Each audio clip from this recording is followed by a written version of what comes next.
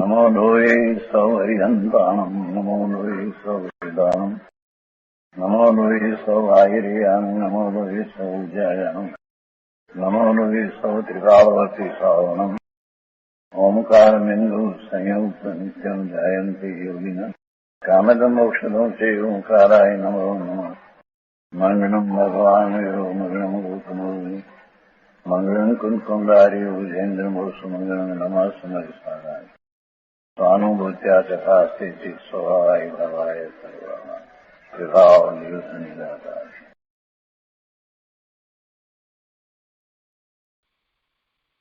समयसार भगवान कुंकुंदाचार्य रचित समयसार तथा भगवान अमृतचंद्राचार्य रचित आत्मख्याति टीका कलश सहित एनो स्वाध्याय चाले छे। एमां सर्व विशुद्ध ज्ञान अधिकार में गाथा 390 થી 404 નો स्वाध्याय पूरो थवा आव्यो छे। पूज्य गुरुदेव कांजी स्वामीए आ गाथाओना भावार्थ पर आपेल प्रवचनना शेष अंशो आज आपणे करीशुं। प्रवचन रत्नाकर भाग 10मो पाना नंबर 208 चौथा पेरेग्राफ में ए बात आवी के सौथी पहला त्रिकाली शुद्ध चिदानंद चैतन्य स्वरूप आत्मा ने जाणीने तेनी प्रतीति करवी के आ पूर्ण चिदानंद घन अनंत शक्तिओनो पिंड प्रभु हूँ आ आत्मा छूं आवी प्रतीति करवी ए पहला प्रकारनुं देखवुं छे अने ए ज सम्यक दर्शन छे। आवुं पहला प्रकारनुं देखवुं जेने सम्यक दर्शन कह्युं एटले सम्यक दर्शन सम्यक ज्ञान अने अंशे चारित्र ए चौथा पांचमा गुणस्थानमां होय छे। छेल्ला पेरेग्राफमां गुरुदेव समजावे छे के आ देखवुं चौथा पांचमा गुणस्थानमां होय छे। श्रेणिक महाराजा क्षायिक समकीती अविरत दशामां हता। क्षायिक समकीती अविरत दशामां हता એટલે હજી એમને ચારિત્ર સંન્યાસ લીધો ન હતો અને દેશ વિરત પણ નહીં એટલે પાંચમા ગુણસ્થાનની દશા એમ પણ નહીં કે 12 વ્રતધારી શ્રાવક થયા કે 11 પ્રતિમાધારી શ્રાવક થયા એમ પણ નહીં। ચોથા ગુણસ્થાનની દશામાં શ્રેણિક મહારાજા સમકીતી હતા, क्षायिक समकीती थया। तेमने ए वखते व्रत चारित्र न हतुं, चौथा गुणस्थानमां हता पण एवा भाव थया के जेथी तीर्थंकर नाम गोत्र बांध्युं। पूर्वे जे अशुभ भाव कर्या हता, पापना भाव कर्या हता एने कारणे अत्यारे प्रथम नरकमां छे पण त्यांथी निकળી आवती 24મીના प्रथम तीर्थंकर थशे। એટલે ગુરુદેવ કહે છે કે આવો સમ્યક દર્શનનો કોઈ અચિંત્ય મહિમા છે। શ્રેણિક મહારાજાને વ્રત તપ આ બધું ન હતું છતાંય तीर्थंकर નામ ગોત્ર બાંધ્યું।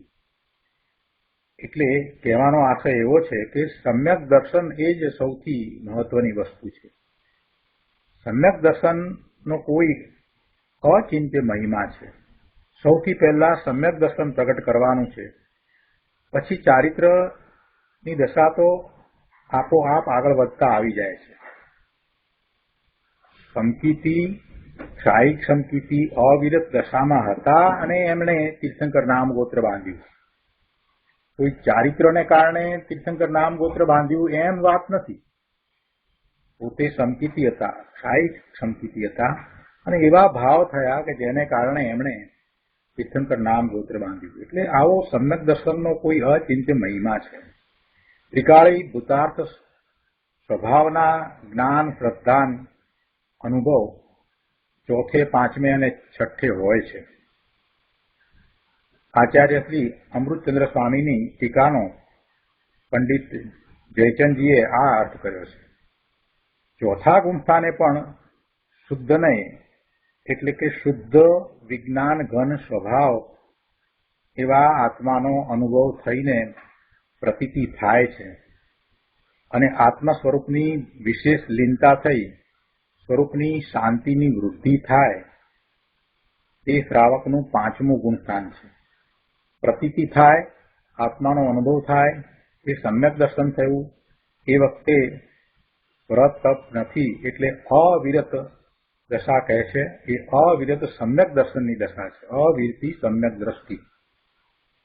અને પછી આત્મ સ્વરૂપની વિશેષ લીનતા થઈ અને સ્વરૂપની શાંતિની વૃદ્ધિ થાય એટલે સ્વરૂપમાં વારંવાર એ જાય છે અને શાંતિનો અનુભવ કરે છે. શાંતિની આનંદની વૃદ્ધિ થાય છે. એ વખતે બાહ્યમાં દેશવ્રત હોય છે. એટલે એમ નથી કે શ્રાવકને દેશવ્રત છે, 11 પ્રતિમાધારી થયા છે અથવા તો 12 વ્રત લીધા છે માટે મેં પાંચમું ગુણસ્થાન છે એમ નહીં, પણ અંતરંગ દશામાં ચોથા ગુણસ્થાને જે દશા છે એના કરતા ઘણો ફેર છે. અહીંયા પાંચમા ગુણસ્થાને આત્મ સ્વરૂપની વિશેષ લીનતા છે અને વિશેષ શાંતિ અને આનંદનો અનુભવ છે. એ પાંચમા ગુણસ્થાનની દશા છે. પછી અપ્રમત દશા નથી એટલે બિલકુલ પ્રમાદ રહિત દશા નથી થઈ. એ તો સાતમા ગુણસ્થાને થાય છે. હવે એની વાત કરશે. આ પહેલા પ્રકારનું દેખવું અને એનો વિસ્તાર સમજાવ્યો. 3 પ્રકારે દેખવું છે એમ કહ્યું ને, એમાં પહેલા પ્રકારનું દેખવું થયું. હવે બીજા પ્રકારનું દેખવું એની વાત કરે છે. કહે છે કે જ્ઞાન શ્રદ્ધાન થયા પછી બાહ્ય સર્વ પરિગ્રહનો ત્યાગ કરી તેનો એટલે પૂર્ણ જ્ઞાનનો અભ્યાસ કરવો, ઉપયોગને જ્ઞાનમાં જ થંભાવવો, લક્ષ બહાર ક્યાંય જાય નહીં, પોતાના જ્ઞાન દર્શનના ઉપયોગ બહાર ન જાય અને બહાર જાય તો ત્વરાથી એને પાછા વાળી અને સ્વરૂપને વિશે લાવીને ત્યાં જ સ્થિરતાનો લીનતાનો પુરુષાર્થ કરે. એ વારંવાર કરે એટલે એ અભ્યાસ કહેવાય. ઉપયોગને જ્ઞાનમાં જ થંભાવવો. જેવું શુદ્ધ નહીંથી પોતાના સ્વરૂપને સિદ્ધ સમાન જાણ્યું છે, એવું શ્રદ્ધ્યું છે, એવું જાણવું શ્રદ્ધવું હતું અને એવો નિર્ધાર થયો હતો એટલે હવે ધ્યાનમાં એમ જ કરે છે. પોતાના સ્વરૂપને સિદ્ધ સમાન જાણવું શ્રદ્ધવું હતું તેવું જ હવે ધ્યાનમાં લઈને ચિત્તને એકાગ્ર સ્થિર કરવું. એ વાતને હવે એમ જ લેવી. જેવું સિદ્ધ સમાન સ્વરૂપ છે એમ જ પોતાને ત્યાં જાણવું, અનુભવવું, એમ જ ધ્યાન કરવું છે. એટલે સમજાયું કે જેવું શુદ્ધ નહીંથી પોતાના સ્વરૂપને સિદ્ધ સમાન જાણવું શ્રદ્ધવું થયું હતું તેવું જ ધ્યાનમાં લઈને એને વિસરી જવાનું નથી. એક વખત વાત કરી દીધી એટલે પતી ગયું નહીં. હવે એ જ દ્રઢતા કે એમ જ છે. કઈ રીતે છે કે પોતે સિદ્ધ સમાન જ છે, પોતાનું સ્વરૂપ શુદ્ધ જ છે. પર્યાયનું લક્ષ નહીં, વર્તમાન પર્યાયનું લક્ષ નહીં, પણ પોતે સિદ્ધ સમાન શુદ્ધ જ છે.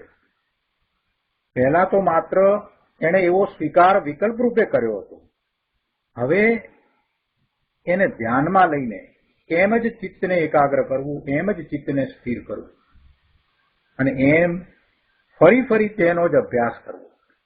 ફરી તેનો જ અભ્યાસ કરવો એટલે કે આમ ચિત્તની એકાગ્રતા થાય છે અને પછી ક્યાંક જરાક સહેજ વિક્ષેપ પડે છે તો ઉપયોગ બહારમાં આવે છે તો તરત જ પાછા વળી અને ફરીથી એ જ પ્રમાણે ધ્યાનમાં ચિત્તને પોતાનું જેવું સિદ્ધ સમાન સ્વરૂપ છે એવા સિદ્ધ સમાન સ્વરૂપમાં એ લીન કરે. એટલે એમ વારંવાર કરે, એમ અભ્યાસ કરવો, એ બીજા પ્રકારનું દેખવું છે. આ દેખવું અપ્રમત દશામાં હોય છે. હવે કોઈ પ્રમાદ નથી. પ્રમાદ રહિત દશામાં આવવું દેખવું થાય છે. જ્યાં સુધી એવા અભ્યાસથી કેવળ જ્ઞાન ન ઉપજે ત્યાં સુધી તે અભ્યાસ નિરંતર રહે. વચ્ચે આંતરો પડી જાય 2-4 મહિનાનો એમ નહીં, વચ્ચે પ્રમાદ આવી જાય એમ નહીં, વચ્ચે આળસ આવી જાય એમ નહીં. અભ્યાસ અને નિરંતર અભ્યાસ. વ્યવહારમાં પણ આપણે સમજીએ છીએ, વાતો આપણે ડાઈ કરતા હોઈએ ત્યારે આ બધું કહીએ છીએ ને કે અભ્યાસ અભ્યાસ અભ્યાસ. પણ અભ્યાસ કેવો અભ્યાસ છે? મુનિના અભ્યાસની આ તો વાત છે કે પોતે પોતાના સ્વરૂપમાં લીનતા કરે છે અને લીનતા કરે છે અને બહાર આવે છે તો ફરી પાછા વધારે એકાગ્રતાપૂર્વક એ લીનતા કરે છે. અપ્રમત્ત દશા છે, કોઈ પ્રમાદ નથી. બહાર આવવું ગમતું નથી ને બહાર આવી જવાય છે તો એ પ્રમાદમાં રહેતા નથી. વચ્ચે આંતરો પડતો નથી, થોડો સમય આળસમાં ચાલ્યો જાય એવું કાંઈ થતું નથી. અપ્રમત્ત દશા, આવી અપ્રમત્ત દશા મુનિની હોય છે. અને એવી 7મા ગુણસ્થાનની દશામાં એવા મુનિઓ 7મા ગુણસ્થાનના બીજા ભાગમાં શ્રેણી ચડે છે. કાંઈ શ્રેણી ચડવી એ કાંઈ સહેલી વાત નથી. અપ્રમત્ત દશા, બીજો વિકલ્પ પણ ના આવવો, કોઈ પ્રમાદ નહીં. બહુ સરસ વાત મૂકી છે ગુરુદેવે કે આ દેખવું અપ્રમત્ત દશામાં હોય છે. અને એ કાંઈ કેવળ જ્ઞાન પ્રગટ કરવું છે એવા વિકલ્પ સહિત પણ નથી. બસ પોતાનું સ્વરૂપ જેવું શુદ્ધ પોતાને જણાયું છે, અનુભવાયું છે એમ પોતાને ત્યાં ટકીને રહી જવું છે, એ સિવાય બીજી કોઈ વાત નથી. એટલે બીજો કોઈ વિકલ્પ નથી. એમ એ અપ્રમત્ત દશા છે. અને એ અભ્યાસ બીજાને લાગે છે કે આ અભ્યાસ કરે છે, વારંવાર એવો પુરુષાર્થ કરે છે, પ્રયત્ન કરે છે. મુનિને તો એમ નથી. મુનિને તો પોતાના સ્વરૂપમાં રમણતા કરવા સિવાય બીજું કાંઈ કર્તવ્ય લાગતું જ નથી. બીજે બધેથી હવે તો ઉદાસીનતા થઈ છે, પરમ ઉદાસીનતા વર્તે છે. જગત આખું સોનાનું થઈ જાય તોય એમને એમાં કાંઈ રસ પડે નહીં. એવી પરમ ઉદાસીનતા એમને વર્તે છે અને માત્ર પોતાના સ્વરૂપને વિશે જ રુચિ રહી છે. એટલે એ પોતાના સ્વરૂપમાં એ વારંવાર લીનતા કરે છે. એમ નથી કે આ અભ્યાસ કરીને મારે કાંઈક મેળવવું છે, એમ પણ નથી. આપણે તો અભ્યાસ કરીએ એટલે કોઈ ડિગ્રી મેળવવી છે એમ એ અંદરમાં પડ્યું હોય. મુનિને કાંઈ નથી, મુનિને વિકલ્પ નથી. અપ્રમત્ત દશામાં એ એમ એક લીનતા કરે છે. એટલે આપણે એને એમ કહીએ છીએ કે મુનિને એવો અભ્યાસ છે અને એવો અભ્યાસ કેવળ જ્ઞાન સુધી રહે છે. પણ એ તો કેવળ જ્ઞાનની પર્યાય થવી, શ્રેણી ચડી જવું અને એ પછીથી 12મા ગુણસ્થાને આવીને એ બધા કસાયથી રહિત થઈને 13મા ગુણસ્થાનની દશાને પ્રાપ્ત થાય અને કેવળ જ્ઞાન થાય. આ બધું તો ફળ સ્વરૂપે છે. આ બધું ફળ સ્વરૂપે છે. પણ આપણે એ રીતે જોઈએ છીએ કે મુનિને કેવળ જ્ઞાન થાય ત્યાં સુધી આમ જ અભ્યાસ રહ્યો, આમ જ અભ્યાસ એમને રહ્યો અને એમ જ એ શ્રેણી ચડી અને કેવળ જ્ઞાન પ્રગટ કરે છે. એટલે શબ્દમાં એમ આવે. મુનિને શું છે? મુનિને કાંઈ નથી. કસાય રહિત દશા મારી થાય એવો વિકલ્પ મુનિને હોતો નથી. પોતે સિદ્ધ સમાન છે, બસ પછી કસાયની ક્યાં વાત રહી? સિદ્ધને ક્યાં કસાય છે? પોતે સિદ્ધ સમાન છે તો પછી વિકલ્પની ક્યાં વાત રહી? સિદ્ધને ક્યાં વિકલ્પ છે? પોતે પોતાના ઉપયોગને પર તરફથી પાછો ખસેડી અને સ્વરૂપ તરફ લઈ જાય એ એકમાત્ર પોતાનું કર્તવ્ય છે એવો વિકલ્પ પણ મુનિને હોય નહીં. કેમ કે પોતે તો સિદ્ધ સમાન છે. એ જ એક વાતને ભજ્યા કરે છે, એમ જ એ પુરુષાર્થ કરી રહ્યા છે. એટલે એમ પણ નથી કે હવે હું મારું લક્ષ્ય 12માં છે તો હવે હું અંદર લઈ જઉં, એમ પણ નથી. એ તો સહજ દશાને પોતે પ્રાપ્ત થયા છે. અને એવી દશાને અપ્રમત્ત દશા કહેવામાં આવે છે. અને એવી અપ્રમત્ત દશા થયા વિના અને એવી એકાગ્રતા થયા વિના કેવળ જ્ઞાન નથી થતું.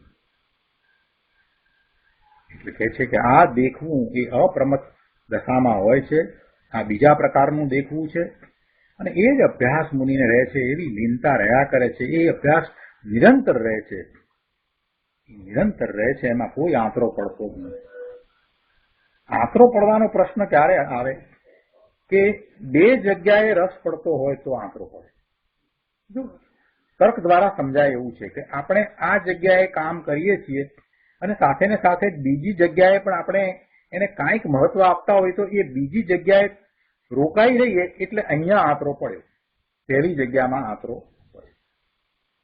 પણ મુનિને તો બે જગ્યાએ રસ જ નથી. બહારમાં ને અંદરમાં બે જગ્યાએ રસ હોય તો આંતરો પડવાનો પ્રશ્ન ઉપસ્થિત થાય. મુનિને તો એવો રસ જ નથી એટલે આંતરો પડતો જ નથી. એક જ વાત છે, બસ પોતાનું સ્વરૂપ સિદ્ધ સમાન છે એ પહેલા નક્કી કર્યું હતું, નિર્ણય કર્યો હતો, પછી અનુભવ કર્યો હતો અને હવે એ ધ્યાનમાં એમ જ થઈ જાય છે.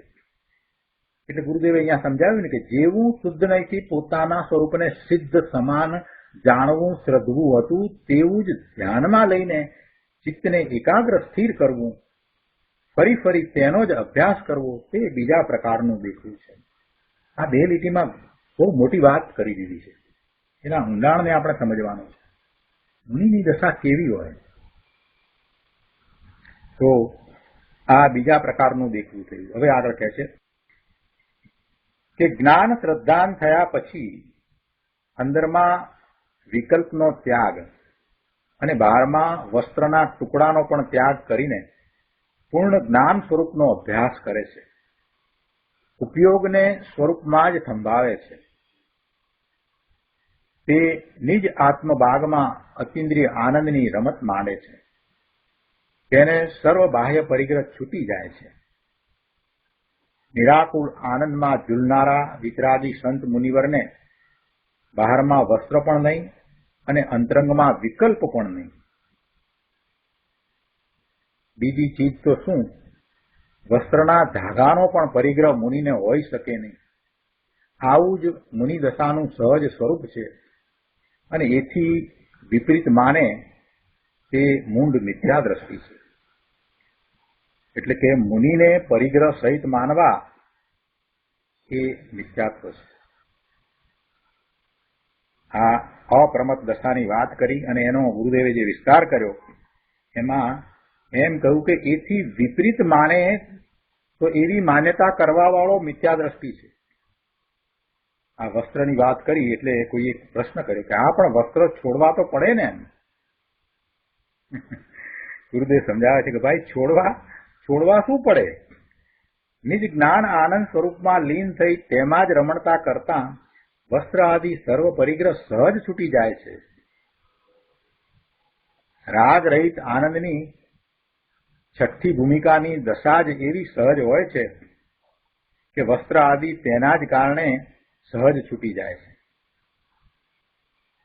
સાતમા ગુણસ્થાને તો સ્વરૂપમાં લીનતા છે પણ બહારમાં આવે છે, છઠ્ઠે છે તો ત્યારે પણ એ જ પ્રતીતમાં રહે છે, પોતે સિદ્ધ સમાન છે એવો જે પોતાને અનુભવ થયો છે એ જ પ્રતીત છે. ચોથા ગુણસ્થાને જેને સમ્યક દર્શન થયું છે એને પ્રતીતમાં પોતે બધાથી જુદો ભગવાન આત્મા ત્રિકાળ શુદ્ધ છે એ પ્રતીતમાં રહે છે. અને જે સાતમે ગુણસ્થાનથી છઠ્ઠે આવે છે એને તો એથી વિશેષ પ્રતીતમાં રહે છે, પોતે સિદ્ધ સમાન છે એ એવું પ્રતીતમાં રહ્યા કરે છે. હવે એવી દશા વર્તતી હોય ત્યારે કહે છે કે એ રાગ રહિત આનંદની છઠ્ઠી ભૂમિકાની દશામાં એ સહજ રીતે પછી એ વસ્ત્ર છૂટી જાય. પર વસ્તુને ગ્રહવી છોડવી એ ખરેખર આત્મા ક્યાં કરે છે? એ વાત આત્મામાં ક્યાં છે? એ છે જ નહીં. આત્મા પર વસ્તુને ગ્રહતો પણ નથી અને છોડતો પણ નથી. આત્મામાં પર વસ્તુનું તો ત્યાગ ઉપાદાન શૂન્યત્વ છે. એટલે કે ત્યાગ ઉપાદાન શૂન્યત્વ નામની જે શક્તિ છે એને કારણે આત્મા પર વસ્તુને ગ્રહતો પણ નથી અને છોડતો પણ નથી. આત્મા પરના ત્યાગ ગ્રહણથી શૂન્ય છે. ત્યાગ ઉપાદાન શૂન્યત્વ શક્તિ અંદર પડી છે. આવો અલૌકિક વિતરાગનો માર્ગ છે, સર્વજ્ઞ દેવનો આ માર્ગ છે. એને જે સમજે એનું તો શું કહેવું, એ તો ન્યાલ થઈ જાય. સમજે એટલે જે એને આત્મસાત કરે. અહીંયા કઈ મનની ભૂમિકાથી સમજવું, એ સમજવાને સમજવું કહેતા નથી. એને આત્મસાત કરે. પંડિતાઈની તો વાત નથી અહીંયા. પંડિતો તો ગુરુદેવની સભામાં સમજ્યા પછી બેસતા હતા. મોટા વિદ્વાનો, સંસ્કૃત અને પ્રાકૃતના વિદ્વાનો એ ગુરુદેવની સભામાં એ બધું સમજીને આવીને બેસતા હતા. ગુરુદેવ આગમમાંથી અધ્યાત્મ કાઢીને સમજાવતા હતા. પંડિતો આગમને સમજતા હતા, પણ એમાંથી એ અધ્યાત્મ કાઢી શકતા ન હતા. ગુરુદેવ આગમને સમજ્યા હતા, એમણે આગમોને સમજીને આત્મસાત કર્યા હતા, એવો અનુભવ કર્યો હતો, એટલે એ અધ્યાત્મને સમજાવતા હતા. અભ્યાસ આગમનો કર્યો, આ 5 પરમ આગમનો અભ્યાસ કર્યો, પણ આપ્યું શું ગુરુદેવે? અધ્યાત્મ આપ્યું, માર્ગ બતાવ્યો. બહુ ઓછા સંતો આ કરી શકે છે. અહીંયા કહે છે છેલ્લા પેરેગ્રાફમાં કે શું થાય, ગુરુદેવ કહે છે કે લોકો આ કાંઈ સમજતા નથી, અને અત્યારે ભરત ક્ષેત્રના વિશે હવે પ્રભુના વિરહ પડ્યા. કેવળ જ્ઞાનની ઉત્પત્તિ અહીં હવે રહી નહીં. અવધિ જ્ઞાન અને મનોપર્યાય જ્ઞાન પણ આ કાળે લુપ્ત થઈ ગયા, અને લોકોએ સમજ્યા વિના ઝઘડા ઉભા કર્યા, સંપ્રદાયના ઝઘડા ઉભા કર્યા. મૂળ તત્વને સમજવું નથી, મૂળ વાતને પકડવી નથી અને આત્મસાત કરવી નથી, અને બહારમાં ને બહારમાં રહેવું છે. અહીંયા તો કહે છે કે સંતો, દિગંબર મુનિવરો, કેવલીના કેળાયતીઓ કહે છે કે પૂર્ણ જ્ઞાન આનંદ પ્રભુ આત્માની અંતરદ્રષ્ટિ અને અનુભવ વિના સમ્યક દર્શન હોય નહીં, અને સમ્યક દર્શન વિના ચારિત્ર પણ હોય નહીં. એટલે સમ્યક દર્શન પૂર્વક સ્વરૂપમાં વિશેષ વિશેષ લીનતા થવી તે ચારિત્ર છે. અને એવું વિશેષ તો 7મી ભૂમિકાથી હોય છે. એટલે કે 7મા ગુણસ્થાને પછી એવું વિશેષ ચારિત્ર હોય છે, નિશ્ચય ચારિત્ર હોય છે. અપ્રમત દશામાં ચારિત્રની ઉગ્રતા હોય છે. પૂર્ણ સ્થિરતા પછી 14મા ગુણસ્થાને હોય છે. અને એ વાત અત્યારે નથી કરવી. અત્યારે તો આ 7મા ગુણસ્થાનની જે વાત કરી એ વાતને સમજવાની છે કે એવી અદ્ભુત દશા, અને એ અદ્ભુત દશામાં પછી કોઈ વિકલ્પ નથી, કોઈ પ્રમાદ નથી, પોતે સિદ્ધ સમાન છે. એવા ધ્યાનપૂર્વક મુનિ પોતાના સ્વરૂપને વિશે સ્થિરતાનો પુરુષાર્થ કરે છે. અહીં તો ચારિત્રની ઉગ્રતા અપ્રમત દશામાં હોય છે એની વાત છે. મુનિ 6ઠ્ઠા ગુણસ્થાનમાં હોય ત્યારે 5 મહાવ્રત આદિનો વિકલ્પ ઉઠે છે, તે પ્રમાદ દશા છે. અને ત્યાં સુધી અપ્રમત દશા ગણવામાં આવી નથી. જે વિકલ્પ ઉઠ્યો એ વિકલ્પમાં રહ્યા છે ત્યાં સુધી એ પ્રમત દશા છે. સ્તુતિ લખવાનો વિકલ્પ આવ્યો છે તો પણ એ પ્રમત દશા છે. શાસ્ત્રની રચનાનો વિકલ્પ છે એ પણ પ્રમત દશા છે.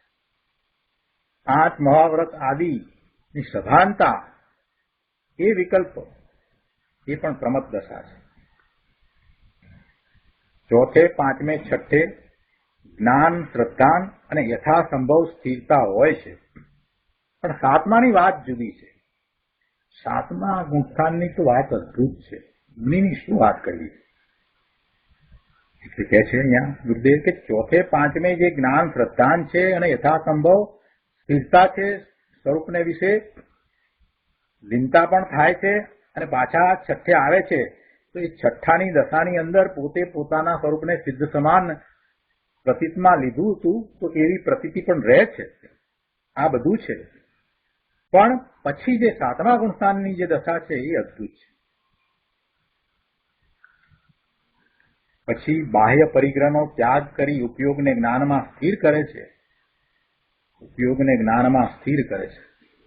બાહ્ય પરિગ્રહનો ત્યાગ કરીને એટલે મુનિ થયા છે એટલે બાહ્ય પરિગ્રહ, બધા પ્રકારના પરિગ્રહનો તો ત્યાગ થયો જ છે. પણ એ બહારમાં જે આવે છે અને જે વિકલ્પ જે છે ને એ પરિગ્રહ જે છે, પંચ મહાવ્રત આદિના વિકલ્પો, એ વિકલ્પને પણ છોડીને પોતે પોતાના સ્વરૂપમાં ઉપયોગને લઈ જાય છે અને ઉપયોગને જ્ઞાનમાં સ્થિર કરે છે, એટલે આત્મામાં સ્થિર કરે છે. એવું આ બીજા પ્રકારનું દેખવું છે એ મુનિની દશા છે. અને એમાં સ્વરૂપના સંવેદનની વાત કરે ત્યારે એમ કહેવામાં આવે કે પ્રચુર સ્વસંવેદન સહિત મુનિ પોતાના સ્વરૂપને વિશે લીનતા કરીને આનંદની કેલી કરે છે. ગુરુદેવ એમ વારંવાર વર્ણન કરે છે. ઘણી વાર આ વાત કરી છે. આગળ 210 પાના પર કહે છે કે જો અહીં કહે છે કે આત્માને 3 પ્રકારે દેખવો. દેખવો એટલે કે અંતર્મુખ થઈ અનુભવવો, જેથી આત્મ પ્રાપ્તિ થાય, જેથી સ્વરૂપની પ્રાપ્તિ થાય, જેથી સ્વરૂપમાંથી આવતા અલૌકિક આનંદનો અનુભવ થાય, જેથી અપૂર્વ શાંતિનો અનુભવ થાય. આત્મા નિત્ય આનંદ પ્રભુ ત્રિકાળી શુદ્ધ જ્ઞાન આનંદ સ્વભાવી છે. તેને છોડીને અન્ય પરિગ્રહમાં સાવધાનપણે પ્રવર્તવું તે સંસાર પરિભ્રમણનું કારણ છે. અન્ય પરિગ્રહમાં સાવધાનપણે પ્રવર્તવું એટલે શુભ ભાવમાં જવું એ સંસાર પરિભ્રમણનું કારણ છે. એને લીધે સંસાર થાય, બીજું કાંઈ ન થાય. એને લીધે આયુષ્યને નામ કર્મની પ્રકૃતિઓ બંધાય. કહે છે કે શુદ્ધ ચૈતન્યમય નિજ પરમાત્મા સ્વરૂપમાં સાવધાન ન થતા વ્રત તપ ભક્તિ આદિના શુભ ભાવના પરિણામમાં સાવધાનપણે પ્રવર્તવું તે અન્ય પરિગ્રહ છે. તે એક પ્રકારનો પરિગ્રહ છે અને એ પ્રમાદ દશા છે. જ્યાં સુધી એ પરિગ્રહ છે ત્યાં સુધી અપ્રમદ દશા હોતી નથી. એટલે એનો અર્થ એમ નથી કે વ્રત તપ ભક્તિ છોડી દે છે, એમ નથી. એ બધું બહારમાં રહ્યું. એ બહારમાં રહ્યું અને પોતે પોતાના સ્વરૂપને વિશે સ્થિરતા કરે છે. આ શરીર મન વાણી ધન સંપત્તિ ઇત્યાદિ તો ક્યાંય દૂર રહી જાય, તો બધી દૂરની ચીજ. અહીં તો એની પોતાની પર્યાયમાં જે વ્રત ભક્તિ આદિના વિકલ્પ ઉઠે તે અન્ય વસ્તુ છે, એ અન્ય પરિગ્રહ છે. શુભ ભાવમાં એટલે રાગમાં સાવધાનપણે પ્રવર્તવું અને તેના આચરણમાં એના પાલનમાં રોકાઈ રહેવું એ મિથ્યા ભાવ છે. આ જ્ઞાનીની વાત કરી છે. જ્ઞાનીને માટે એ પ્રમાદ દશા છે, એ મિથ્યા ભાવ છે. અરે ભાઈ, પણ એને રાગની મમતા આડે અંદર જ્ઞાયક સ્વભાવથી ભરેલો આનંદ સાગર પ્રભુ પોતે છે એ જણાયો નથી. એને તો એને ખોઈ જ નાખ્યો છે. એટલે એને આ બધી વાત ક્યાંથી સમજમાં આવે? સ્વરૂપની વાત એને ક્યાંથી સમજાય? એને ભગવાન આત્માને ખોઈ નાખ્યો છે. એ બહારમાં ને બહારમાં રોકાઈ રહ્યો છે. રાગની મમતામાં એ બહારમાં રહી ગયો છે. સમ્યક દર્શન નથી અને મુનિ થયો છે તો પણ એ શુભભાવની મમતામાં રોકાઈ રહ્યો છે. એને ભગવાન આત્માને ખોઈ નાખ્યો છે. હવે કહે છે કે ભાઈ, તારી ચીજ તો અંદર ભિન્ન એક જ્ઞાયક ભાવ પણ ત્રિકાળ છે. તેને જાણ અને દેખ. દેખ એટલે અનુભવ કર અને પછી સર્વ પરિગ્રહ છોડી એક જ્ઞાયક ભાવમાં જ સ્થિર થવાનો અભ્યાસ કર. તેમાં જ ઉગ્રપણે લીન થઈ રમણતા કર. કહ્યું છે ને, નિજ પદ રમે સો રામ કહીએ. નિજ પદ એટલે પોતાનું પદ. એમાં રમણતા કરે એ રામ. રામ એટલે આત્મા. અંતર સ્થિરતાનો અભ્યાસ કરી સ્વરૂપમાં રમે તે રામ. રામ નામ આત્મા કહીએ. તે સ્વ સમય છે. નાટક સમયસારમાં પણ આવે છે ને કે ચેતન રૂપ અનુપ અમૂર્ત સિદ્ધ સમાન પદ મેળો. ચેતન રૂપ અનુપ અમૂર્ત સિદ્ધ સમાન પદ મેળો. મારું સિદ્ધ સમાન પદ છે. અનુપમ, અમૂર્ત, મૂર્તિક પણ નથી, અને ચેતન એવું મારું સિદ્ધ સમાન સદાય પદ છે. સિદ્ધ સમાન સદાય છે. ભલે પર્યાયમાં એ નથી આવ્યું, પણ એ તો વસ્તુનું સ્વરૂપ છે. ગુરુદેવ અહીંયા કહે છે કે પ્રથમ શુદ્ધ નય વડે નિજ સ્વરૂપને સિદ્ધ સમાન જાણ્યું શ્રદ્ધ્યું હતું. તેવું જ ધ્યાનમાં લઈને ચિત્તને ઉપયોગને ત્યાં જ સંભાવી દે, મઢી દે. આ બીજા પ્રકારનું દેખવું છે. આ દેખવું ઉપરની ભૂમિકામાં અપ્રમત દશામાં હોય છે. જ્યાં સુધી એવા અભ્યાસથી કેવળ જ્ઞાન ન ઉપજે ત્યાં સુધી તે અભ્યાસ નિરંતર રહે છે. અંદર અભ્યાસ કરીને આ કરવા જેવું છે. બાકી અશુભ ટાળી શુભમાં તું રોકાઈ રહે એ તો કાંઈ નથી. અને અહીંયા વર્તમાનમાં તો આપણે એ જ ઉપદેશ પામીએ છીએ કે ભાઈ અશુભ ટાળીને તું શુભ કર. તો કાંઈ વસ્તુ જ નથી ભાઈ. એના દ્વારા તો તને ભવના ભ્રમણ થશે, બીજું કાંઈ થવાનું નથી. જે કરવાનું છે એ તો તું સમજ્યો જ નથી. તારી ગાડી પાટા ઉપર જ આવી નથી. તને હજી વિકલ્પમાં પણ એમ નથી સમજાયું કે ભાઈ શુભથી આગળ વધીને ધર્મ જુદો છે, ધર્મની દિશા જુદી છે. શુભની દિશા છે તે બંધની દિશા છે, અને શુદ્ધની દિશા છે તે અબંધની દિશા છે, તે મુક્તિની દિશા છે. બંને દિશા જુદી છે, વિરુદ્ધ દિશા છે. શુભ ભણી તું જાય છે એટલે તું બંધન બની જાય છે, એટલે તું સંસાર બની જાય છે.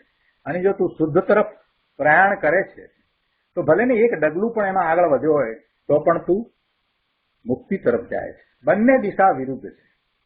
આ વાતે હજી એને સમજાઈ નથી. એટલે ગુરુદેવ કહે છે કે ભાઈ તું અશુભ ટાળીને શુભમાં રોકાઈ રહે, એમાં તો શું મોટી ધાડ મારવા જેવી છે.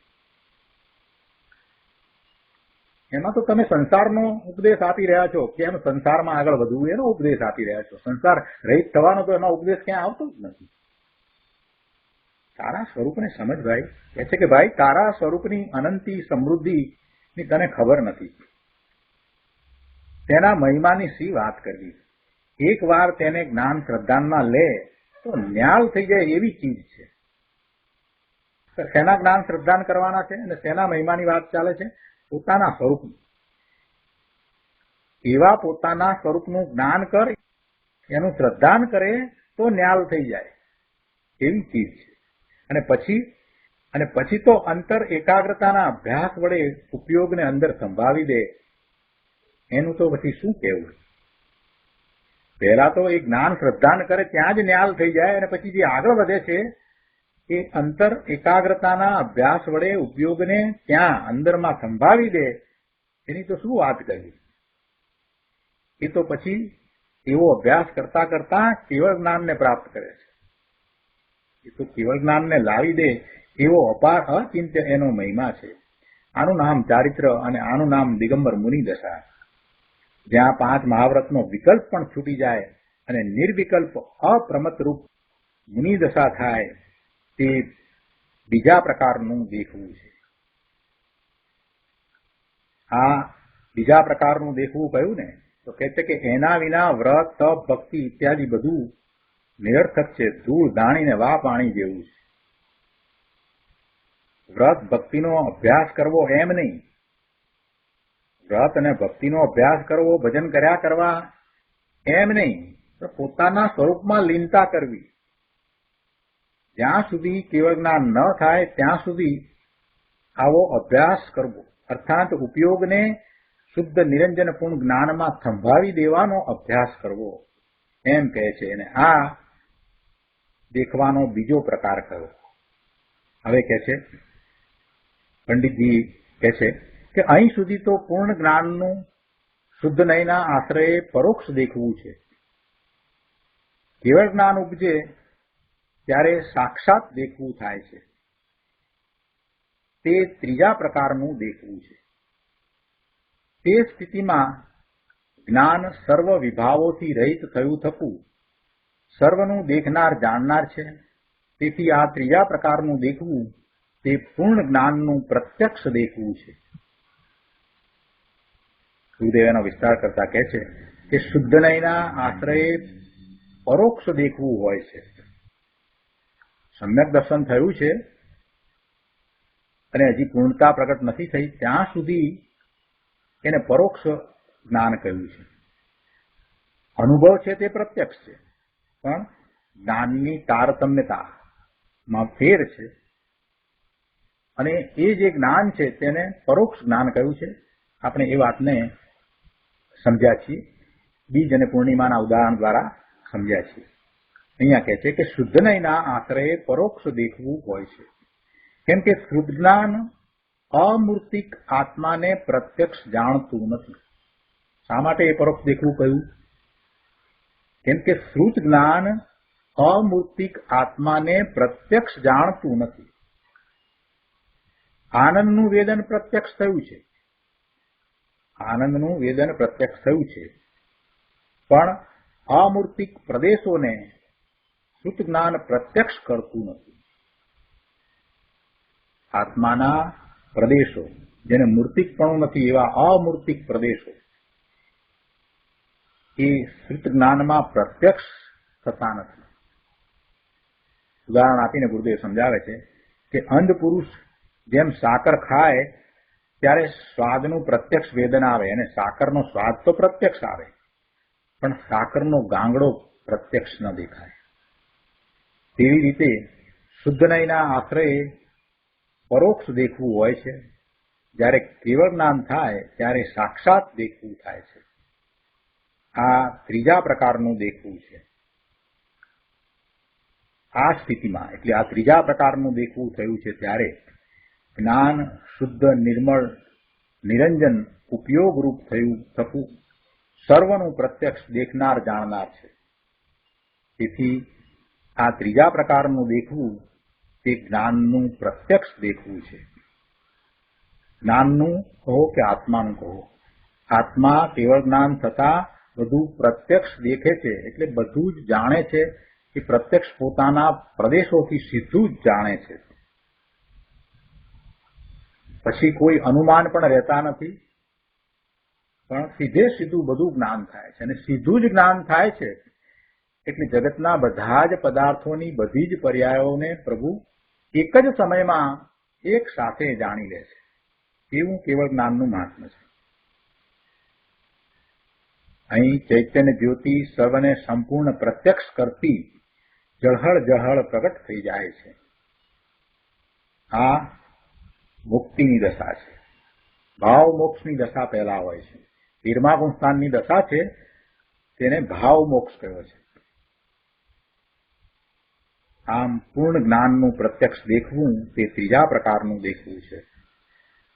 આત્માનો સર્વજ્ઞ સ્વભાવ છે એ સર્વજ્ઞપણું અંતર એકાગ્રતાનો દઢ ઉગ્ર અભ્યાસ કરીને પ્રગટ કરવું એમ ઉપદેશ છે. બહુ સરસ રીતે આ ગાથાઓમાંથી પંડિતજીએ ભાવ કાઢ્યો અને એને ગુરુદેવે વિસ્તાર કરીને સમજાવ્યો, બધું સ્પષ્ટ કરી દીધું.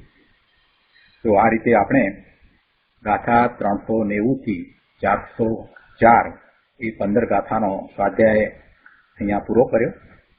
હવે આ અર્થનું કળશ રૂપ કાવ્ય કહે છે.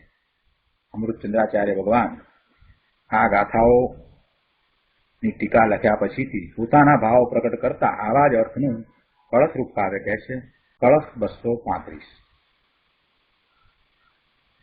અન્યેભ્યો વ્યતિરિક્તમ આત્મનિયતમ વિભ્રત પૃથગ વસ્તુતામ આદાન ઉજ્જન શૂન્યમ એતત અમલમ જ્ઞાનમ તથા અવસ્થિતમ મધ્ય આદિ અંત વિભાગ મુક્ત સહજ સ્ફાર પ્રભા ભાસુર શુદ્ધ જ્ઞાન ઘનો યથાશ્ય મહિમા નિત્ય ઉદિત તસ્કતિ.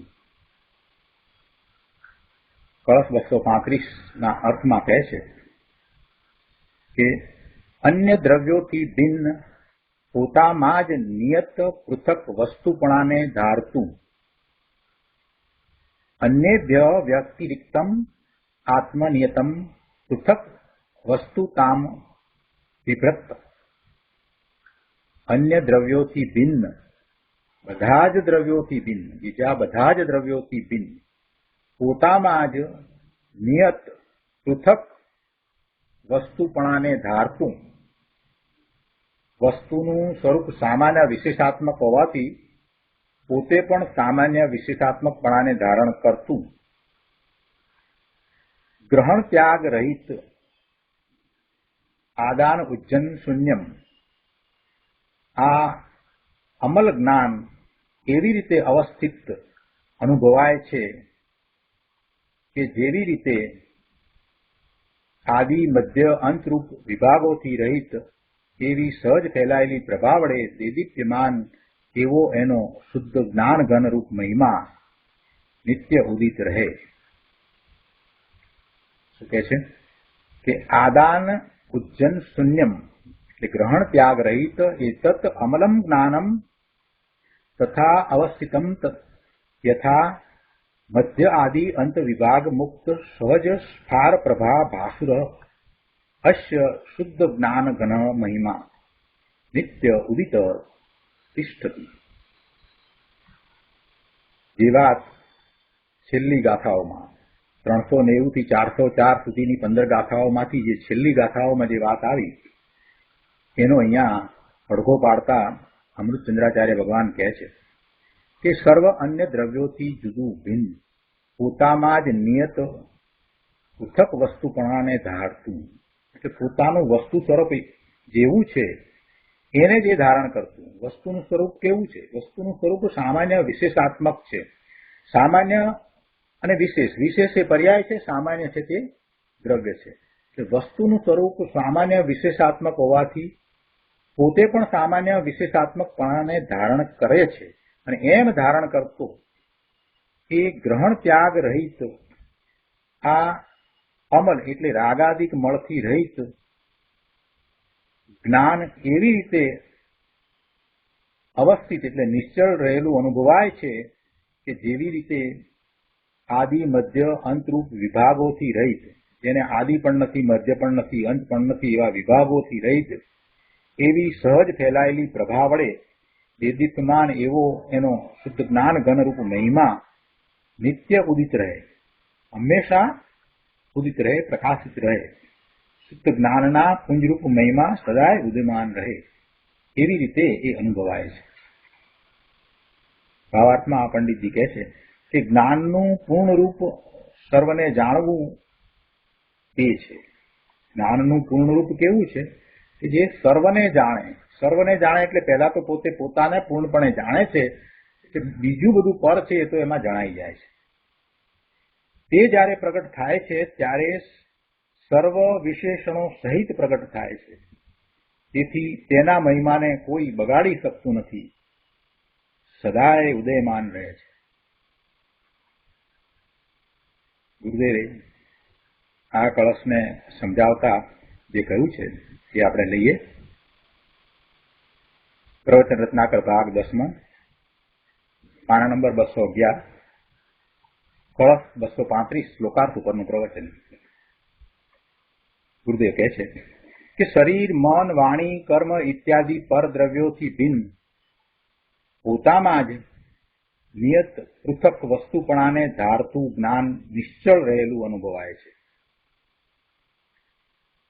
શરીર, મન, વાણી, કર્મ એ બધા પરદ્રવ્યો, તેની વાત આપણે ગાથા 390 થી શરૂ કરીને કરી હતી કે પહેલા એ બધા પરદ્રવ્યોથી ભિન્ન છે એ વાત હતી. કહે છે કે શરીર, મન, વાણી, કર્મ અને આ બધા દ્રવ્યો, ધર્માસ્તિકા, અધર્માસ્તિકા, આ બધું આવી જાય એમાં. એ બધા પરદ્રવ્યોથી ભિન્ન પોતામાં જ નિયત પૃથક વસ્તુપણાને ધારતું જ્ઞાન નિશ્ચળ રહેલું અનુભવાય છે. વસ્તુ પોતે પર પદાર્થથી ભિન્ન ચીજ છે. ચૈતન્ય સત્તાથી ભરેલો ભગવાન પોતે બીજી બધી વસ્તુથી જુદો છે, અન્ય વસ્તુથી જુદો છે. સ્વ સ્વરૂપમાં નિયત પોતે પરદ્રવ્યથી જુદો છે. તો ભેદ જ્ઞાનની વાત અહીંયા તો કરી છે. વસ્તુ એટલે ભગવાન આત્મા પોતે સગળા પર પદાર્થથી ભિન્ન ચીજ છે. કોઈ પર પદાર્થ રૂપે એ નથી, એનું અસ્તિત્વ પર પદાર્થને કારણે નથી, એનું અસ્તિત્વ પર પદાર્થને કારણે નથી, એને કોઈની અપેક્ષા નથી. એ પોતે ચૈતન્ય સત્તાથી ભરેલો છે. ચેતન ચેતન ચેતન એવો ભગવાન આત્મા જ્ઞાન સ્વભાવિક ચૈતન્ય સત્તાથી ભરેલો ભગવાન પોતે સર્વ અન્ય વસ્તુથી જુદો છે. સ્વ સ્વરૂપમાં નિયત પોતે પરદ્રવ્યથી જુદો છે. વસ્તુનું સ્વરૂપ જેમ સામાન્ય વિશેષાત્મક છે તેમ સામાન્ય વિશેષાત્મકપણાને ધારણ કરતો પોતે સામાન્ય અને વિશેષ બંનેને ધારણ કરનારો એવો પોતે ભગવાન આત્મા છે. એમ નથી કે માત્ર પોતે દ્રવ્ય છે અને પર્યાય નથી, એમ નહીં. વિશેષ એટલે પર્યાય અને સામાન્ય એટલે દ્રવ્ય. એમ એ પોતે સામાન્ય વિશેષાત્મકપણાને ધારણ કરતો પોતે ગ્રહણ ત્યાગ રહિત પદાર્થ છે. વિશેષાત્મકપણાને ધારણ કરે છે એટલે કે પર્યાય છે, એને પોતાને પર્યાય છે, પણ પર પદાર્થને એ ગ્રહણ કરે કે એનો ત્યાગ કરે એમ નહીં. શું કહ્યું કે વસ્તુનું સ્વરૂપ જેમ સામાન્ય વિશેષાત્મક છે તેમ સામાન્ય વિશેષાત્મકપણાને ધારણ કરતો, એટલે ધારણ કરતો એટલે એ તો છે જ, પોતાને દ્રવ્ય અને પર્યાય બંને છે એમ પોતાનું સ્વરૂપ છે, એટલે એ તો છે જ, દ્રવ્ય અને પર્યાય રૂપ જ છે, એટલે એમ એ ધારણ કરતો કહ્યો. પણ સાથે વાત એ કરી કે એ પર પદાર્થને એ ગ્રહતો નથી કે ત્યાગતો નથી. સામાન્ય વિશેષાત્મકપણાને ધારણ કરતો પોતે ગ્રહણ ત્યાગ રહિત પદાર્થ છે, બીજા પદાર્થને ગ્રહણ કે ત્યાગ કરે એવો નથી. અને પેલું જે વિશેષને ધારવું તો એમાં તો એ કંઈ એને ધારવું પડતું નથી, એ તો એ વસ્તુનું સ્વરૂપ જ છે. દ્રવ્ય છે તો એની પર્યાય છે, તો એવી દ્રવ્ય અને પર્યાય છે એવું પોતાનું સ્વરૂપ છે. એટલે અહીંયા શબ્દ એમ લીધા કે સામાન્ય વિશેષાત્મકપણાને ધારણ કરતો એવો આ આત્મા એ ગ્રહણ ત્યાગ રહિત પદાર્થ છે, એટલે પરના ગ્રહણ ત્યાગ રહિત છે. પરનું ગ્રહવું ને છોડવું તેનામાં નથી. વળી તે રાગાદી મળથી રહિત છે. અમલ શબ્દ મૂક્યો છે ને, અમલ મળ રહિત, રાગાદી મળથી રહિત છે. જો પહેલા પરથી ભિન્ન કહ્યું અને હવે આ જ્ઞાન છે તે રાગ આદિથી રહિત ભિન્ન છે એમ કહ્યું. જ્ઞાન કહો કે આત્મા કહો, તે જ્ઞાન એ રાગાદિથી રહિત છે. અમલ એમ કહ્યું ને, આ તો પરથી અને રાગથી વિમુખ થઈ સ્વભાવમાં સન્મુખ થવું અને ભેદ જ્ઞાન પ્રગટ કરવું એમ વાત છે. આ દ્રઢતા કરવામાં આવે એટલે ભેદ જ્ઞાન થાય. આવી દ્રઢતા કરવાથી ભેદ જ્ઞાન થાય. પોતે શેનાથી રહિત છે, પોતામાં શું નથી, પોતે કયા રૂપે નથી, બીજું પોતાનામાં નથી, આ બધો વિચાર કરવાથી ભેદ જ્ઞાન થાય. વિકલ્પ રૂપે, પણ એવું વિકલ્પ રૂપે ભેદ જ્ઞાન કરવું જરૂરી છે. જેમ કે અનાદિથી પર વસ્તુ સાથે એકપણું માન્યું છે, એ ભ્રમણામાં રહ્યો છે, એ જૂઠી કલ્પનામાં રહ્યો છે, તો એ ભ્રમણા અને જૂઠી કલ્પનાથી ભિન્ન પડી અને પોતે અંદર જેવો અને જેવડો છે તેવો અને તેવડો સ્વીકારવો, જાણવો, માનવો, શ્રદ્ધવો એમ ભેદ જ્ઞાન કરવું છે. અને પછી ભેદ જ્ઞાન સાચું તો ક્યારે થાય કે એ અનુભવ સહિત પોતાને એમ જાણે ત્યારે ભેદ જ્ઞાન થાય. અને એ જ એકમાત્ર કર્તવ્ય છે, એ જ ધર્મ છે, ધર્મની શરૂઆત છે. કહે છે રાગના મળથી રહિત જ્ઞાન એવી રીતે નિશ્ચળ રહેલું અનુભવાય છે કે જેવી રીતે આદિ મધ્ય અંતરૂપ વિભાગોથી રહિત એવી સહજ ફેલાયેલી પ્રભા વડે, સહજ ફેલાયેલી પ્રભા કે જેને આદિ મધ્ય કે અંત નથી એવી પ્રભા, એની સાથે એની તુલના કરી છે. શેની તુલના કરી છે? જ્ઞાનની તુલના કરી છે. કે રાગના મળથી રહિત જ્ઞાન એવી રીતે નિશ્ચળ રહેલું અનુભવાય છે કે જેવી રીતે આદિ મધ્ય અંત વિભાગોથી રહિત એવી સહજ ફેલાયેલી પ્રભા વડે દેદીપ્યમાન એવો એનો શુદ્ધ જ્ઞાન ઘનરૂપ મહિમા નિત્ય ઉદિત રહે. એટલે શુદ્ધ જ્ઞાનના પુંજરૂપ મહિમા સદા ઉદયમાન રહે. જ્ઞાનને નિશ્ચળ કહ્યું અને એવું નિશ્ચળ રહેલું જ અનુભવાય છે. જ્ઞાન અનુભવાય છે તો એ નિશ્ચળ રહેલું અનુભવાય છે. જેવું છે તેવું જ અનુભવાય છે.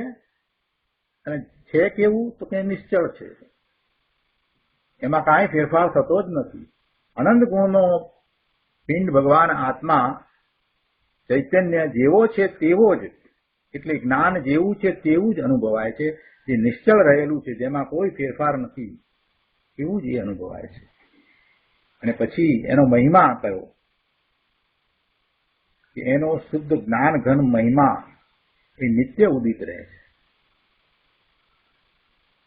ભગવાન આત્મા સહજ આનંદ, નિત્ય આનંદ, ત્રિકાળ જ્ઞાન સ્વરૂપ પ્રભુ છે. હવે તે છે ને છે, એની આદિ પણ નહીં, એનું મધ્ય પણ નહીં અને અંત પણ નહીં. જો ગુરુદેવ બીજી રીતે આખી વાતને સમજાવે છે કે ભગવાન આત્મા સહજ આનંદ, નિત્ય આનંદ, ત્રિકાળ જ્ઞાન સ્વરૂપ પ્રભુ છે. અને જે છે પહેલેથી છે, અત્યારે પણ છે અને ભવિષ્યમાં પણ રહેવાનો છે. એટલે છે અને છે. તો એની આદિ પણ શું, મધ્ય પણ શું અને અંત પણ શું? આદિ નથી, અંત નથી, મધ્ય નથી, કાંઈ નથી. જે છે ને છે. આવી અનાદિ અનંત સહજ ફેલાયેલી ચૈતન્ય પ્રભા વડે દેદીપ્યમાન એવો એનો શુદ્ધ જ્ઞાનરૂપ મહિમા નિત્ય ઉદિત રહે. જેમ સર્વ પાંખડીએ ગુલાબ ખીલી જાય તેમ અનંત શક્તિએ આત્મા પૂર્ણ ખીલી ગયો. શક્તિ સહજ હતી, અંદરમાં પડી હતી, તે પૂર્ણ વિસ્તરી ગઈ. હવે એનો શુદ્ધ જ્ઞાન ઘનરૂપ મહિમા સદા ઉદયમાન રહેશે એમ કહે છે. શુદ્ધ દશા પૂર્ણ કળાએ પ્રગટ થઈ અને પ્રગટ થઈ તે થઈ. હવે તે દશા સ આદિ અનંત અવિચળ કાયમ રહેશે. કેવળ જ્ઞાન ને મોક્ષની દશા થઈ તે હવે ફરશે નહીં, બદલાશે નહીં. એની આદિ છે એટલે સ આદિ અને તે અનંત છે. હવે એને ફરી ભવના ભ્રમણ કરવા પડશે, અવતાર લેવો પડશે એમ થશે નહીં. અન્ય મતમાં તો એવી માન્યતા છે ને કે ભક્તોને ભીડ પડે ત્યારે ઉપરથી ભગવાન પાછા અવતાર લે. ભાઈ એમ હોય નહીં. ભગવાનને વળી રાગ હોય, કોઈના પ્રત્યે રાગ હોય. ભગવાન એવું માનતા હશે કે હું બીજાના કાર્યો કરું, કે ભગવાનને અકર્તા ભાવ હોય. ભગવાન તો પોતાના સ્વરૂપને વિશે આનંદમાં સ્થિર થયા છે. હવે ક્યાં કરતા ભાવ ને અકર્તા ભાવની વાત પણ એમને રહી છે. એમને તો કોઈ વિકલ્પ પણ નથી. તો પછી ભક્તોની ભીડ ભાંગવા માટે ઉપરથી નીચે આવે ને અવતાર લઈને આવી બધી મિથ્યા વાતો હોય, એમ બનવા જોગ નથી. કેવળ જ્ઞાન થયું છે અને મોક્ષની દશા પ્રગટ કરી છે તો પછી એ નિત્ય રહે છે, નિત્ય ઉદયમાન રહે છે. કેવળ જ્ઞાન અને મોક્ષનું સ્વરૂપ કંઈ ફરીથી અવતાર લે એવું નથી. મોક્ષ દશા તો નિત્ય ઉદયમાન છે. ભાવાર્થમાં ગુરુદેવ કહે છે પાર નંબર 213 ઉપર કે અનંત ગુણ રિદ્ધિ સમૃદ્ધિથી ભરેલો ભગવાન આત્મા સર્વજ્ઞ સ્વભાવી પ્રભુ છે. ત્રણ કાળ ત્રણ લોકને યુગપત એક સમયમાં જાણે એવું એનું સામર્થ્ય છે. આ સામર્થ્ય જ્યારે પ્રગટ થાય છે ત્યારે કહે છે સર્વ વિશેષણો સહિત પ્રગટ થાય છે. પંડિતજીએ કહ્યું ને, સર્વ વિશેષણો સહિત પ્રગટ થાય છે એ સામર્થ્ય. કેવળ જ્ઞાન જ્યારે પ્રગટ થાય છે ત્યારે સર્વરૂપ પૂર્ણ પ્રગટ થાય છે. સર્વ વિશેષણો સહિત પ્રગટ થાય છે એનો અર્થ કે જ્યારે એ કેવળ જ્ઞાન પ્રગટ થાય છે ત્યારે સર્વરૂપ પૂર્ણ પ્રગટ થાય છે. કેવળ જ્ઞાન પ્રગટતા સાથે પૂર્ણ આનંદ, પૂર્ણ વીર્ય, પૂર્ણ શાંતિ, પૂર્ણ પ્રભુતા, પૂર્ણ સ્વચ્છતા ઇત્યાદિ પૂર્ણ શક્તિઓની પૂર્ણ વ્યક્તતા પ્રગટ થાય છે. આનું નામ કેવળ જ્ઞાન અને પૂર્ણ દશા છે. તેથી કહે છે કે તેના મહિમાને કોઈ આંચ આવતી નથી, તેના મહિમાને કોઈ બગાડી શકતું નથી. પૂર્ણ વિતરાગતા થઈ અને કેવળ જ્ઞાન થયું ત્યાં અનંત વીર્ય પણ પ્રગટ થયું. તેથી હવે તેનો મહિમા અબાધિતપણે સદા ઉદયમાન રહે છે. હવે તેને અવતાર લેવો એ વાત છે જ નહીં. એને અવતાર લેવો પડતો જ નથી. હવે એને સંસાર છે જ નહીં. ભગવાન આત્મા અંદર પ્રજ્ઞા બ્રહ્મ સ્વરૂપ વસ્તુ પ્રભુ છે. તેના અંશે જ્ઞાન, શ્રદ્ધા, આનંદ પ્રગટ થાય તે ઉપાય છે. સાધન આપણે કહીએ છીએ ને, તો આ સાધન છે. એવા ભગવાન આત્માનું જ્ઞાન અને શ્રદ્ધાન થાય એ જ સાધન. અને પૂર્ણ જ્ઞાન, શ્રદ્ધા, આનંદની દશા પ્રગટ થાય તે ઉપેય નામ ઉપાયનું ફળ છે. સાધન કર્યું, ઉપાય કર્યો એટલે હવે એનું ફળ શું આવે તો કે પૂર્ણ આનંદની દશા પ્રગટ થાય છે, પૂર્ણ જ્ઞાનની દશા, પૂર્ણ શ્રદ્ધાની દશા, અનંત ગુણની પૂર્ણ દશાની વ્યક્તતા થાય એ એનું ફળ છે. આ દયા, દાન, વ્રત આદિ વ્યવહાર રત્નત્રય તે ઉપાય અને સિદ્ધપદ ઉપે એમ નથી, એ કાંઈ ઉપાય નથી. એ તો સાથે રહેલા સહકારી કારણ કયા છે એટલે એમ કહેવાય કે સાથે રહેલા છે. એટલે જ્યારે એની એવી અંતરંગ દશા થાય ત્યારે બાહ્યમાં એ બધું હોય છે, પણ એનાથી કઈ અંતરંગ દશા થાય છે એમ નથી. એવો વ્યવહાર રત્નત્રય છે. વ્યવહાર રત્નત્રયને ઉપાય કહીએ તો એ તો નિમિત્તનું કથન છે, વ્યવહાર નહીંનું કથન છે. અને એ વ્યવહાર જાણેલો પ્રયોજનવાન છે, પણ ભાઈ તે વ્યવહાર આદરેલો પ્રયોજનવાન નથી, તે આદરવા લાયક નથી.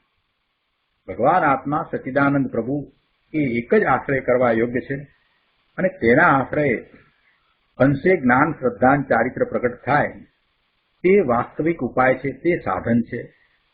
એટલે સમ્યક દર્શન થાય એ શરૂઆત છે. એ સાધનની સફળતા થઈ કહેવાય. સમ્યક દર્શન થાય ત્યારે અંશે જે અનુભવ થયો અને એ જ અનુભવ જે છે એ જ પછી આગળ વધીને સાધન છે. એવો અનુભવ કર્યા કરે અભ્યાસ કર્યા કરે છે. એટલે આત્માના આશ્રય અંશે જ્ઞાન શ્રદ્ધાન ચારિત્ર પ્રગટ થાય તે વાસ્તવિક ઉપાય છે, અને તેની પૂર્ણતા તે ઉપેયના મોક્ષ છે. આ દિવ્ય ધ્વનિનો સાર છે. અહીં કહે છે કે ઉપાય દ્વારા ઉપેય એટલે પૂર્ણ કેવળ જ્ઞાન દશા અને મોક્ષની દશા પ્રગટ થાય તે નિરાબાદ સદાય સ આદિ અનંત કાળ ઉદયમાન રહે છે. તેમાં કદીએ કોઈ આંચ ઉણપ આવતી નથી. મુક્ત જીવને પછી ભક્તોની ભીડ ભાંગવાનો બોજો રહે અને અવતાર ધારણ કરવો પડે એવું હોતું નથી. મુક્ત જીવને સિદ્ધ ભગવાનને પછી ભક્તોની ભીડ ભાંગવાનો બોજો રહે કે હવે મારે ભક્તોની ભીડ ભાંગવા માટે હજી જવાનું છે અને પછી અવતાર ધારણ કરવો પડે, આવું હોય એ તો મિથ્યા માન્યતા છે. એ પછી ક્યારેય જન્મ લેતા નથી, એમને પછી શરીર ક્યારેય હોતું નથી. પોતે આનંદમાં રહ્યા છે, અને આનંદ માટે કઈ ઇન્દ્રિયોની કે શરીરની જરૂર છે? આનંદ તો અંદરમાંથી આવે છે, તે અનુભવે છે, ને આનંદમાં જ રહ્યા છે. અલૌકિક આનંદ, અવ્યાબાદ આનંદ, જેમાં ક્યાંય વિક્ષેપ ન પડે એવો આનંદ, એવી દશામાં પરમેશ્વર રહ્યા છે. તો આ રીતે આપણે કળશ 235 ભાવાર્થ અહીંયા પૂરો કરીએ છીએ, અને આ સાથે કળશ 235 પૂરો થાય છે. આજનો સ્વાધ્યાય અહીંયા સુધી રાખીએ છીએ. હવે સુખધામ બોલીએ.